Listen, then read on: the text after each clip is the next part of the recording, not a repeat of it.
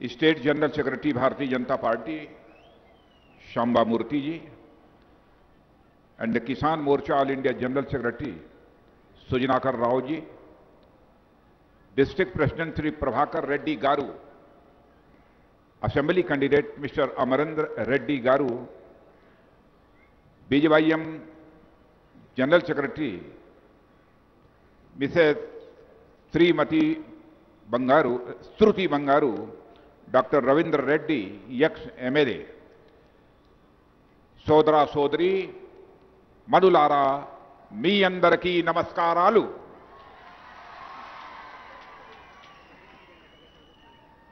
ఈ సభలోని ప్రజలందరికీ అభినందనలు. ఇంత పెద్ద ఎత్తున సభకు వచ్చినందుకు మరీ ధన్యవాదాలు. తెలంగాణ అమరవీరులకు जोहारलू. बहनों भाइयों, मैंने ठीक बोला है कि नहीं बोला है? Okay, very good. बहनों भाइयों, पहली बार इस स्थान पर किसी पब्लिक मीटिंग को एड्रेस करने के लिए आप लोगों के सामने खड़ा हुआ हूं और आप लोगों ने तालियां बजाकर मेरा स्वागत किया है और भी तरीकों से आपने मेरा स्वागत किया है. लेकिन स्वागत, सलाम दुआ और नमस्कार कभी वन साइडेड नहीं होना चाहिए. इसलिए मैं भी अपनी तरफ से शीश झुकाकर आप सभी बहनों भाइयों का हार्दिक अभिनंदन करता हूं. आप सभी का मैं स्वागत करता हूं. నేను మొదటిసారిగా మీ యొక్క గ్రామానికి వచ్చాను. మీరందరూ కూడా నన్ను పెద్ద ఎత్తున స్వాగతించారు. స్వాగతం అనేది, నమస్కారం అనేది ఒక వైపు నుండే జరగకూడదు. అందుకే నేను మీ అందరికీ కూడా నమస్కారాలు, ధన్యవాదాలు తెలియజేస్తున్నాను. बहनों भाइयों, इस समय देश में 5 राज्यों में असेंबली इलेक्शंस हो रहे हैं. 3 राज्यों के वोटिंग 28 नवंबर को पूरी हो गई है. उन स्टेट्स का भाग्य ईवीएम में सुरक्षित है. मैं पूरे कॉन्फिडेंस के साथ कहना चाहता हूं, सारे सर्वेयर भी मानते हैं, पॉलिटिकल एनालिस्ट भी मानते हैं, छत्तीसगढ़, मध्य प्रदेश और मिजोरम, जो 3 स्टेट्स यहां पर अब तक वोटिंग हुई है, इनमें छत्तीसगढ़ और मध्य प्रदेश में 4th टाइम बीजेपी गवर्नमेंट बनने जा रही है और मिजोरम में कांग्रेस की गवर्नमेंट जा रही है, नॉन कांग्रेस गवर्नमेंट आ रही है. దేశంలో 5 రాష్ట్రాల్లో అసెంబ్లీ ఎన్నికలు జరుగుతున్నాయి. 28 తేదీన వరకు 3 రాష్ట్రాల అసెంబ్లీ ఎన్నికలు పూర్తయి రిజల్ట్ అనేది, తీర్పు అనేది ఈవీఎంలో నిక్షిప్తం చేయబడ్డది. నేను నా లెక్క ప్రకారం, అతర సర్వేల ప్రకారము 4వసారి మధ్యప్రదేశ్లో, ఛత్తీస్గఢ్లో భారతీయ జనతా పార్టీ తిరిగి అధికారంలోకి రాబోతుంది. అలాగే మిజోరంలో కాంగ్రెస్ ప్రభుత్వం గద్దె దిగబోతుంది. నాన్ కాంగ్రెస్ ప్రభుత్వం, అక్కడ కాంగ్రెసేతర ప్రభుత్వం అధికారంలోకి రానుంది. बहनों भाइयों, भारत ही नहीं, पूरे वर्ल्ड के पॉलिटिकल एनालिस्ट यह मानते हैं कि भारत में गुड गवर्नेंस देने वाली यदि कोई पॉलिटिकल पार्टी है तो भारतीय जनता पार्टी है.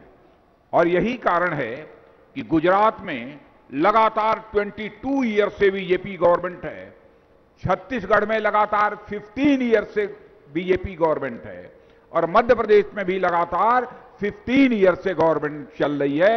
क्योंकि गुड गवर्नेंस और डेवलपमेंट करने वाली कोई पॉलिटिकल पार्टी है तो भारतीय जनता पार्टी है. భారతదేశంలోనే కాదు, ప్రపంచ దేశాలలో సైతం అంగీకరించే విషయం ఏంటంటే సుపరిపాలన, మంచి పాలన అనేది భారతీయ జనతా పార్టీ ద్వారా మాత్రమే లభిస్తుందనే విషయాన్ని గమనిస్తున్నారు. వారు విశ్వసిస్తున్నారు. ఎందుకంటే గత 22 సంవత్సరాల నుంచి గుజరాత్లో భారతీయ జనతా పార్టీ ప్రభుత్వమే కొనసాగుతూ వస్తున్నది. ఛత్తీస్గఢ్లో మధ్యప్రదేశ్లో గత 15 సంవత్సరాలుగా బీజేపీ ప్రభుత్వమే కొనసాగుతూ వస్తున్నది. ప్రజలు సుపరిపాలన, అభివృద్ధి, మంచి పాలన బీజేపీ చేస్తుంది కనుకనే ప్రజలు తిరిగి పట్టం కడుతుందని చెప్తున్నారు. अब तक आपने देश में 2 बार बीजेपी गवर्नमेंट देखी है. एक बार श्री अटल बिहारी वाजपेयी जी जब भारत के प्राइम मिनिस्टर थे, और दूसरी बात पिछले 4.5 वर्षों से मोदी जी की गवर्नमेंट है सेंटर में. बहनों भाइयों, अटल जी के समय भी आपने देखा होगा सारे देश में 4 लेन, 6 लेन, 8 लेन्स की जो रोड्स दिखाई दे रही हैं, अथवा देश के गांवों को पक्की सड़कों से जोड़ने का सिलसिला यदि किसी प्राइम मिनिस्टर ने प्रारंभ किया था तो आदरणीय अटल बिहारी वाजपेयी ने प्रारंभ किया था. इतना ही नहीं, 4.5 वर्षों से मोदी जी की गवर्नमेंट है. इस गवर्नमेंट को भी आप काम करते हुए देख रहे हैं. बहनों भाइयों, कांग्रेस की गवर्नमेंट से इन दोनों गवर्नमेंट की तुलना करेंगे तो आप सहज रूप से इस नतीजे पर पहुंचेंगे कि अटल जी की भी गवर्नमेंट, मोदी जी की गवर्नमेंट कांग्रेस की गवर्नमेंट से फार बेटर है. దేశంలో 2 సార్ల భారతీయ జనతా పార్టీ ప్రజలు గమనిస్తూ వస్తున్నారు. అలాగే కాంగ్రెస్ పార్టీ పరిపాలన కూడా చూశారు.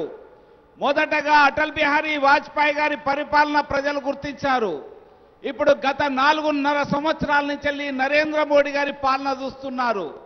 ఈ రోజు దేశంలో ఎక్కడ చూసినా 4 వరుసల రోడ్లు, 6 వరుసల రోడ్లు, 8 వరుసల రోడ్లు అభివృద్ధి అవుపడుతుందంటే అది శ్రీ అటల్ బిహారీ వాజ్పేయి గారి ప్రభుత్వ ఘనత.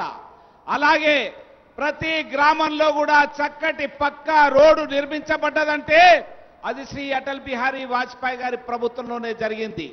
అలాగే గత 4.5 సంవత్సరాలుగా శ్రీ నరేంద్ర మోడీ గారి ప్రభుత్వం కూడా అనేక అభివృద్ధి కార్యక్రమాలు, సంక్షేమ కార్యక్రమాలు చేపడుతుంది. మీరు గనుక గత కాంగ్రెస్ ప్రభుత్వ పరిపాలన మరియు శ్రీ అటల్ బిహారీ వాజ్పేయి, నరేంద్ర మోడీ గారి ప్రభుత్వ పరిపాలన గమనిస్తే అనేక రేట్లు అటల్ బిహారీ వాజ్పేయి గారి పరిపాలన గాని, మోడీ గారి పరిపాలన గాని మెరుగ్గా, మంచిగా ఉందనేది ప్రజలందరూ కూడా విశ్వసిస్తున్నారు. मोदी जी की गवर्नमेंट 4.5 वर्षों से काम कर रही है देश में. बहनों भाइयों, सारी दुनिया के लोग मानते हैं भारत तेजी के साथ आगे बढ़ रहा है, भारत बदल रहा है. सभी मानते हैं.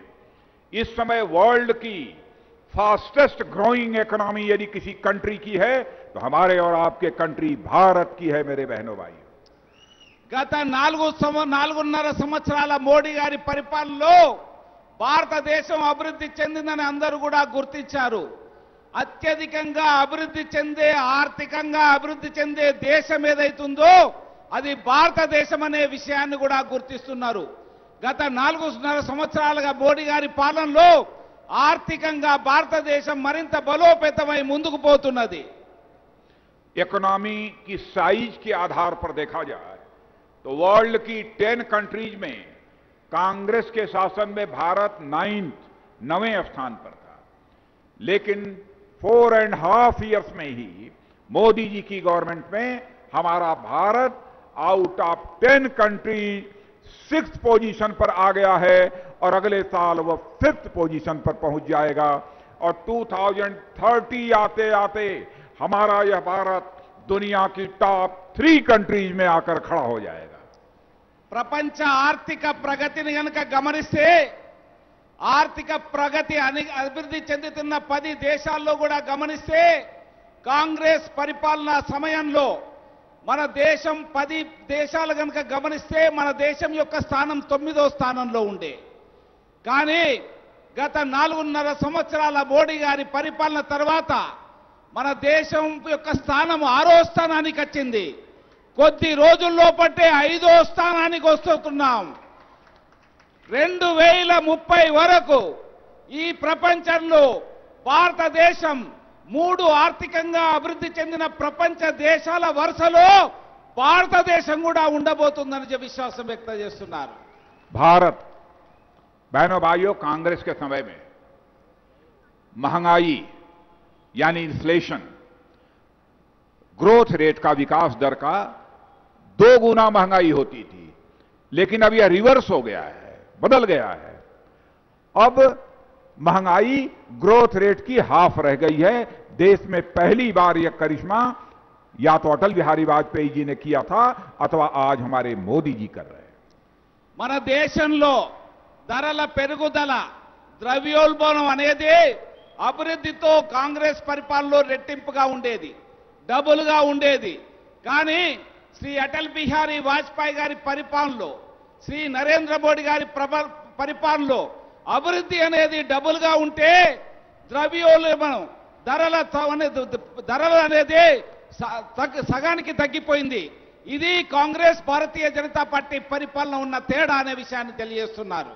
हमारे प्राइम मिनिस्टर ने यह संकल्प लिया है, जिन परिवारों में लकड़ी से अथवा अंगीठी जलाकर भोजन बनता था, अब उन परिवारों को फ्री गैस कनेक्शन मुहैया कराया जाएगा और वह गैस कनेक्शन लोगों को मुहैया कराया जा रहा है। इतना ही नहीं, 2022 आते आते मेरे बहनों भाइयों, इस देश में एक भी परिवार नहीं बचेगा जिस परिवार के लिए एक अपना घर न हो जाए, ऐसा एक भी परिवार शेष नहीं बचेगा।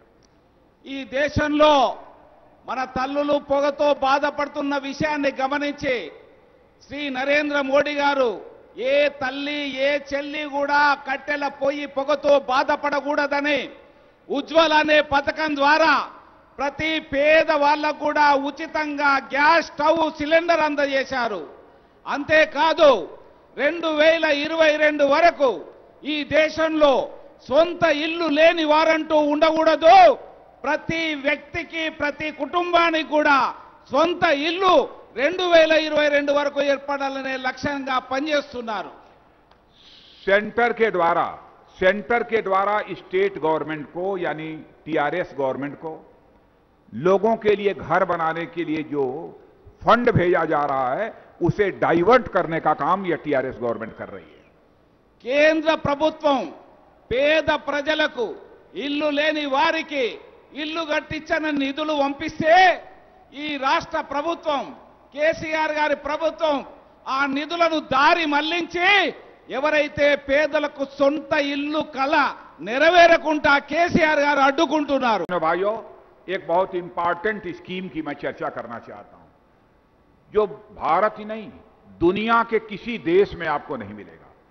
हेल्थ केयर और हेल्थ कवर की स्वास्थ्य सुरक्षा के लिए एक कवच का काम करेगा जिसे हम स्वास्थ्य सुरक्षा कवच कह सकते हैं.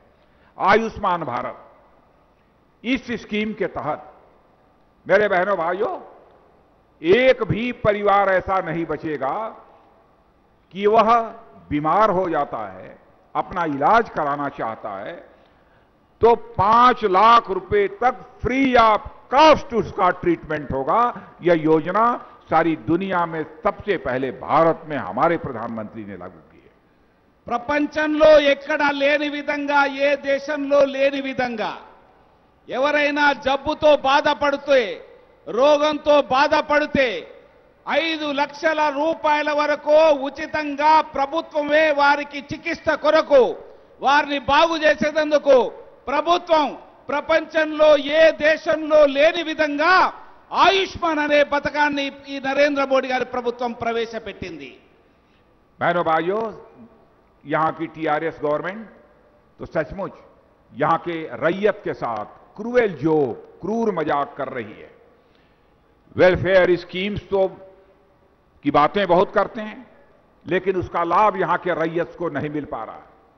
यही कारण है कि यहां का रैयत सुसाइड करने पर मजबूर हो रहा है और इनके 4-4.5 वर्षों के शासनकाल में 4,500 फार्मर्स ने सुसाइड करने के लिए मजबूर हुए. ఈ రాష్ట్రంలో టీఆర్ఎస్ పాలనలో కేసీఆర్ గారి పాలనలో సంక్షేమ పథకాలను అడ్డుకోవడమే కాకుండా పేద ప్రజలకు అందవలసిన పథకాలను అందకుండా చేయడమే కాకుండా ఈ రాష్ట్రంలో 4,500 మంది రైతులు గత 4.5 సంవత్సరాల్లో ఆత్మహత్యలు చేసుకున్నారు. ఈ యొక్క కేసీఆర్ గారి పరిపాలనలో రైతుల యొక్క దుస్థితి ఆ విధంగా ఉంది.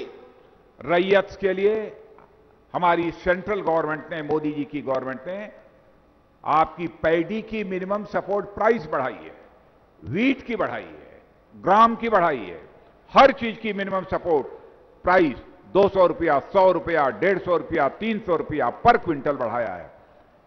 इतना ही नहीं, हमारे प्राइम मिनिस्टर ने यह भी संकल्प लिया है कि 2022 आते आते हम अपने फार्मर्स की इनकम को जस्ट डबल कर देंगे। రైతుల యొక్క దుస్థితిని కష్టాలను గమనించి శ్రీ నరేంద్ర మోడీ గారి ప్రభుత్వం రైతు పంటలకు కనీస మద్దతు ధరను గణనీయంగా పెంచింది. మన వడ్లకు, మన పత్తికి, మన గోధుమలకు, మన కందులకు, పప్పు కందులకు, పెసలకు అన్నిటి కూడా గణనీయంగా ఎంఎస్పీ కనీస మద్దతు ధరను పెంచింది. అంతేకాదు రైతుల ఆదాయం పెంచాలా, రైతు కుటుంబాలు సంక్షేమంగా ఉండాలనే ఉద్దేశంతో 2022 వరకు రైతుల ఆదాయాన్ని, ప్రతి రైతు కుటుంబం యొక్క ఆమ్దాన్ని రెట్టింపు చేసేందుకు, డబుల్ చేసేందుకు నిర్ణయించారు. मेरे रैयत भाइयों सुन लेना, हमारी गवर्नमेंट यहां पर आ जाएगी तो 2 लाख रुपए तक का लोन आपका माफ कर दिया जाएगा चुटकी बजाकर। మీ అందరికి కూడా విశ్వాసంతో చెప్తున్నాము, బీజేపీ ప్రభుత్వం తెలంగాణలోకి వస్తే ప్రతి రైతు కూడా 2 లక్షల అప్పు మాఫీ చేస్తామనే విషయాన్ని ప్రకటిస్తున్నారు. मैं टीआरएस, टीडीपी और कांग्रेस के लोगों से पूछना चाहता हूं, क्या कारण है जब अटल जी ने 3 न्यू स्टेट्स, नए राज्य बनाए थे, छत्तीसगढ़, झारखंड, उत्तराखंड, आज तीनों स्टेट डेवलप कर रहे हैं, लेकिन कांग्रेस ने 2 स्टेट बनाए, आंध्र प्रदेश, तेलंगाना, ये डेवलप क्यों नहीं कर रहे हैं? और आज तक इनकी जो आपस की प्रॉब्लम्स हैं, आपस के झगड़े हैं, क्यों नहीं सुलझ रहे हैं? నేను టీఆర్ఎస్ పార్టీని, తెలుగుదేశం పార్టీని, కాంగ్రెస్ పార్టీని ప్రశ్నిస్తున్నాను. శ్రీ అటల్ బిహారీ వాజ్పేయి గారు దేశంలో ఛత్తీస్గఢ్, ఉత్తరాఖండ్, జార్ఖండ్ అనే 3 రాష్ట్రాలను ఏర్పాటు చేస్తే ఆ రాష్ట్రాలు ఇప్పుడు అభివృద్ధి పథంలో దూసుకుపోతున్నాయి, చాలా అభివృద్ధి చెందుతున్నాయి. మరి ఇక్కడ టీఆర్ఎస్ పార్టీ కానీ, తెలుగుదేశం పార్టీ కానీ ఈ ఆంధ్రప్రదేశ్, తెలంగాణలో ఎందుకు అభివృద్ధి పరచలేదని మేము ప్రశ్నిస్తున్నాము. मैं बताऊं क्यों नहीं डेवलपमेंट हो रहा है? बहनों भाइयों, यहां पर नेचुरल रिसोर्सेज की कमी नहीं है, यहां ह्यूमन रिसोर्सेज की कमी नहीं है, यहां स्किल की कमी नहीं है, यहां कमी है तो गवर्नमेंट के पास एक स्ट्रांग पॉलिटिकल विल की कमी है. ఇక్కడ మానవ వనరుల కొరత లేదు, కష్టపడే మనుషులకు కొరత లేదు, ఇక్కడ ఉండే ప్రకృతి వనరులు, నీళ్లు గాని, భూమి గాని కొరత లేదు. ఇక్కడ కొరత ఉందల్లా ఒక అభివృద్ధి పరచాలా, అభివృద్ధి సంక్షేమాన్ని అందించాలనే సంకల్పలేమి ఉంది.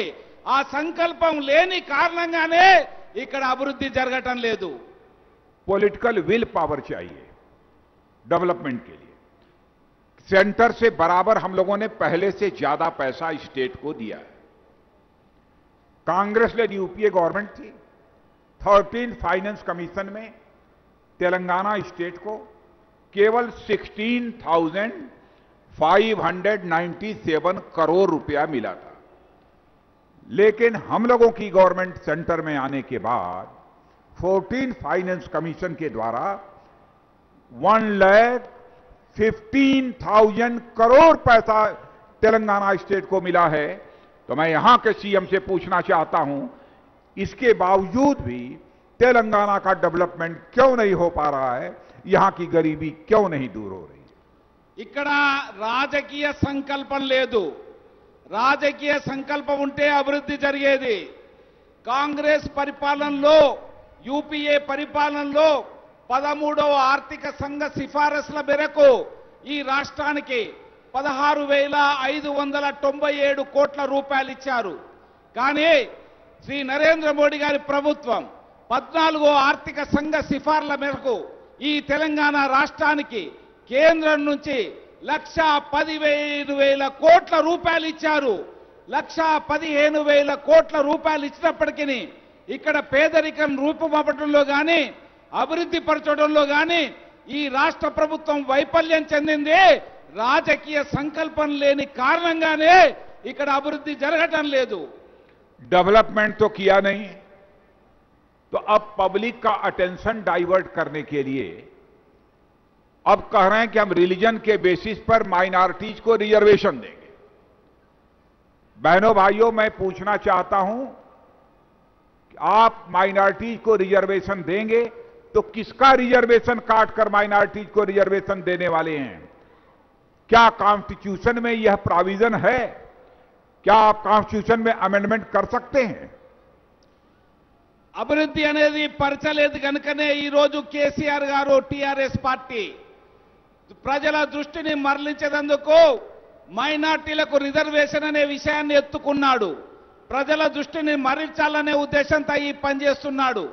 నేను కేసీఆర్ గారిని ప్రశ్నిస్తున్నాను, ఒకవేళ మీరు రాజ్యాంగబద్ధంగా చెల్లని మైనార్టీ రిజర్వేషన్లు కనుక కల్పించదలుచుకుంటే ఎవరి కోటా నుంచి మీరు తీసేస్తారు, ఎవరి సంబంధించిన రిజర్వేషన్లను తగ్గిస్తారనే విషయాన్ని మేము ప్రశ్నిస్తున్నాం.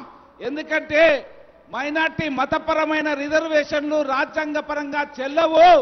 అదేవిధంగా ఏ కోటా నుంచి మీరు తగ్గిస్తారనే విషయాన్ని తెలపాలని డిమాండ్ చేస్తున్నారు. मैं यहां के सीएम को कहना चाहता हूं, पॉलिटिक्स यदि होनी चाहिए तो डेवलपमेंट और गुड गवर्नेंस की पॉलिटिक्स होनी चाहिए, न कि कास्ट, क्रीड, सेक्ट और रिलीजन की पॉलिटिक्स होनी चाहिए। और हमारा यह भी कहना है, पॉलिटिक्स कास्ट, क्रीड और रिलीजन की नहीं होनी चाहिए, बल्कि पॉलिटिक्स यदि होनी चाहिए इंसाफ और इंसानियत यानी जस्टिस एंड ह्यूमैनिटी की होनी चाहिए। నేను ఈ రాష్ట్ర ప్రభుత్వ ముఖ్యమంత్రికి విజ్ఞప్తి చేస్తున్నాను, సూచిస్తున్నాను.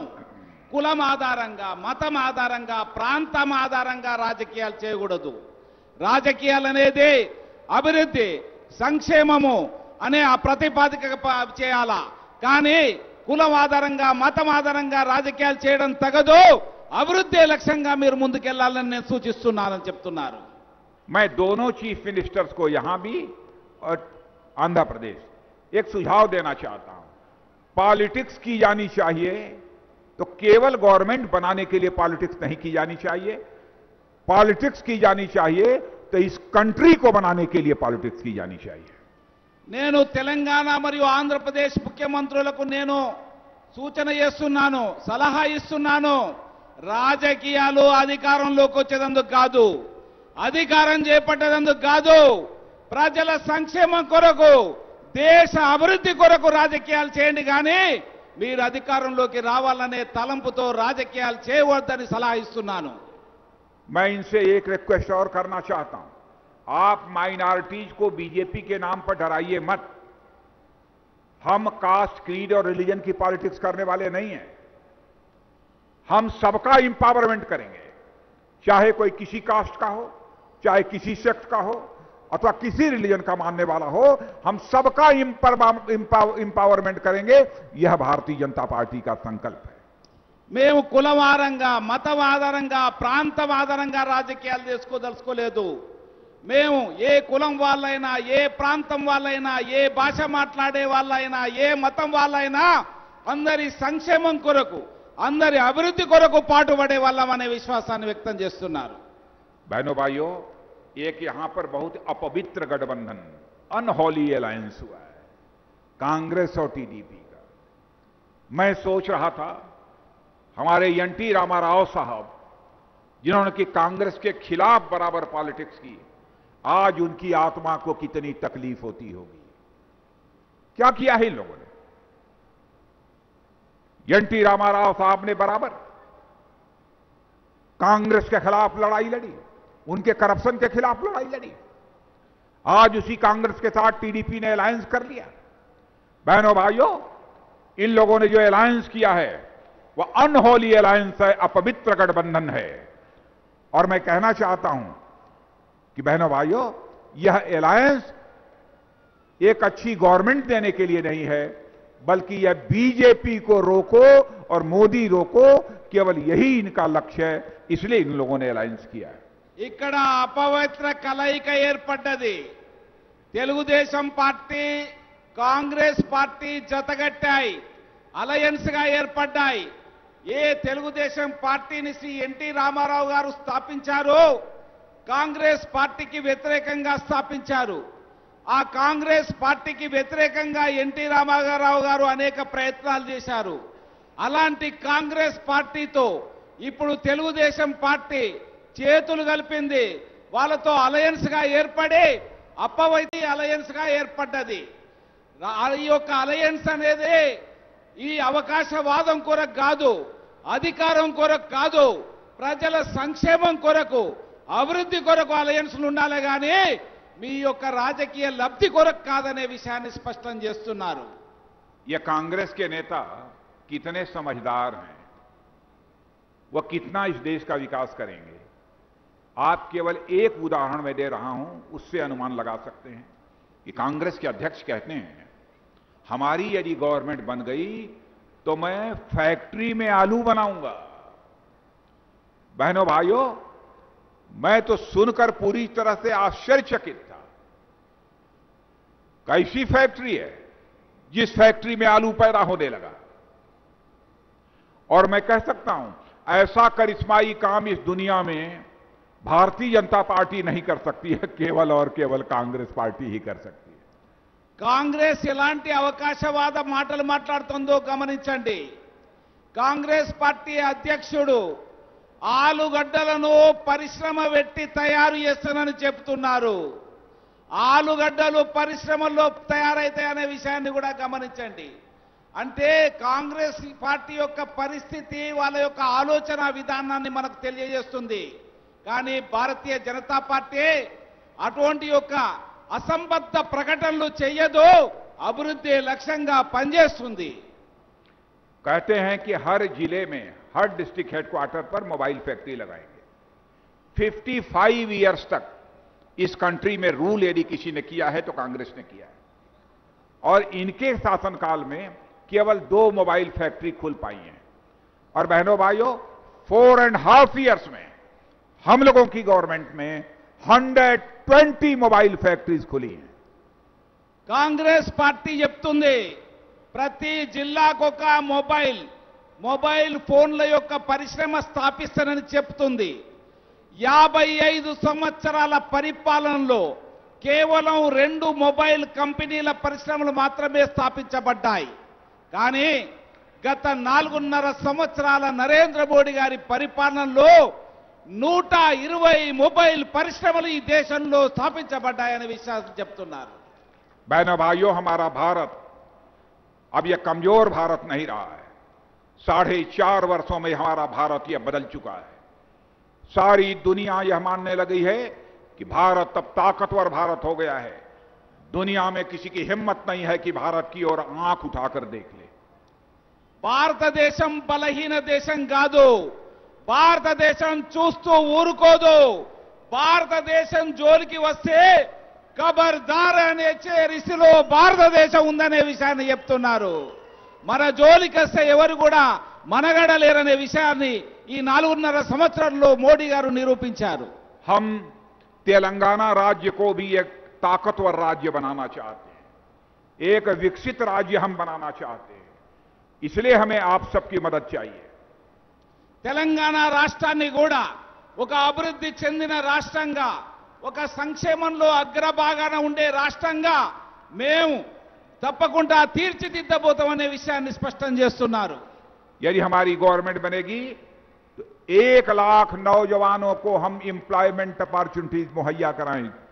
इतना ही नहीं, हर 60 इयर्स से ऊपर के लोगों को old age pension per month 2000 rupees भी मुहैया कराएंगे। భారతీయ జనతా పార్టీ ఈ రాష్ట్రంలో అధికారంలోకి రాగానే రైతుల యొక్క రుణాలు 2 లక్షల రూపాయలు మాఫీ చేస్తారనే విషయాన్ని ప్రకటిస్తున్నారు. అంతేకాదు ఈ రాష్ట్రంలో 60 సంవత్సరాలు పైబడ్డ వృద్ధులందరికీ కూడా నెలకు 2,000 రూపాయల పెన్షన్ను పింఛన్ను ఇవ్వబోనున్నామని తెలియజేస్తున్నారు.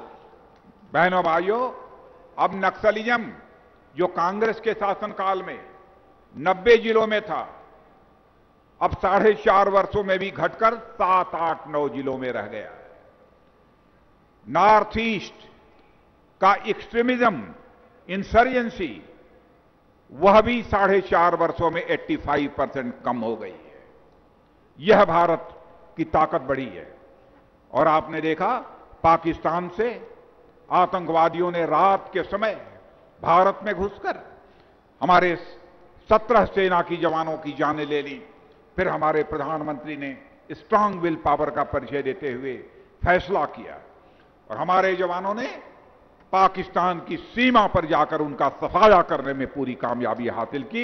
उस सर्जिकल स्ट्राइक की भी आपको जानकारी है। గత 4.5 సంవత్సరాల్లో నక్సలిజాన్ని చాలా తక్కువ స్థాయికి తీసుకొచ్చాం. కాంగ్రెస్ పరిపాలనలో 90 జిల్లాలు నక్సలైట్ ప్రభావిత జిల్లాలుగా ఉండేటి. ఈ రోజు ఆ సంఖ్య 8కి కుదించబడ్డాయి. నక్సలిజాన్ని అదుపు చేసి 8 జిల్లాలకు మాత్రమే ఈ రోజు ప్రభావిత జిల్లాలుగా ఉన్నాయి.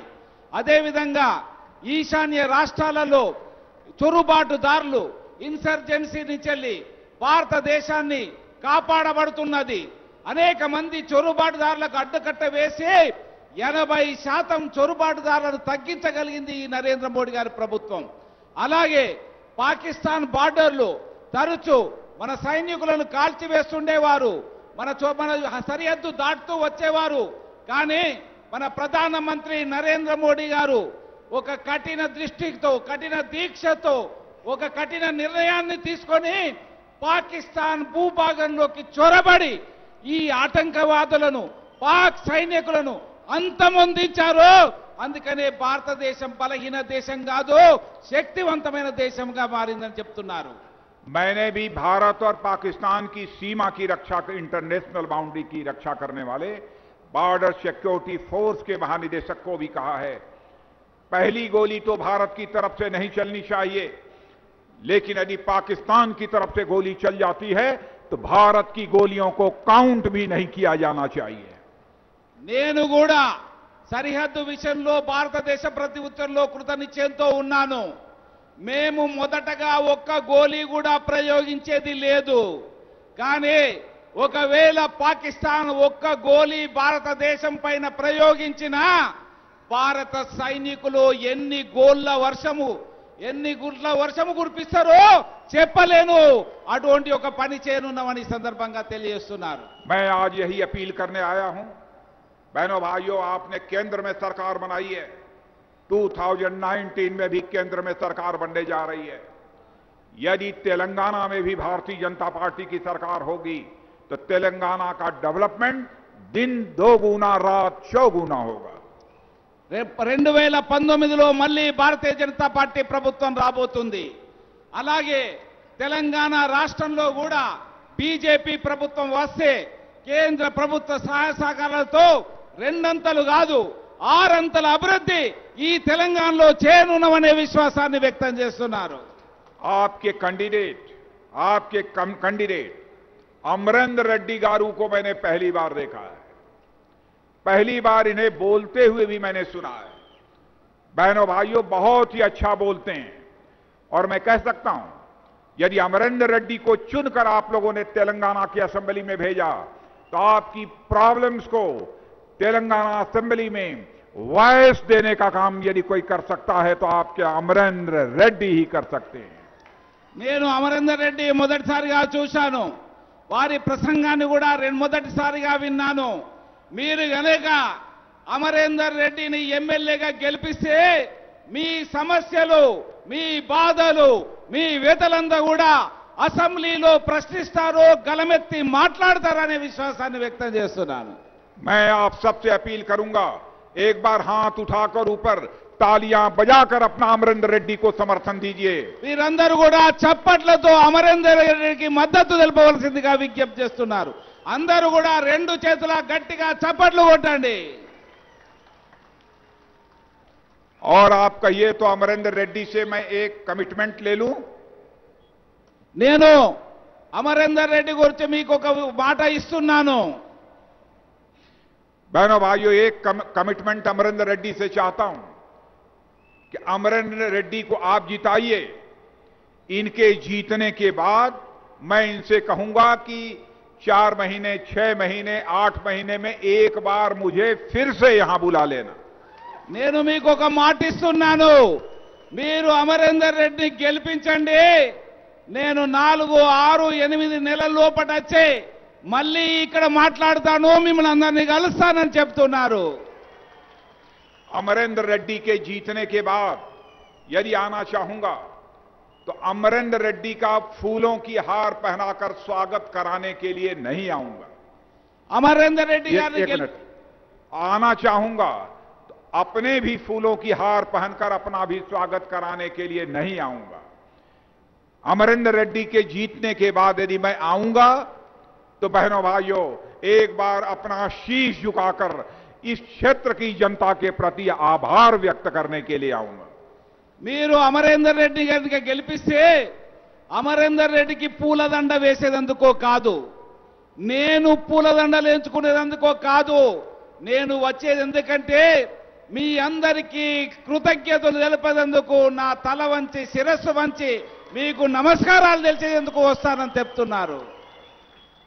बहुत बहुत धन्यवाद. बोलिए भारत माता की జై, भारत माता की జై. धन्यवाद. ధన్యవాదాలు తెలిపి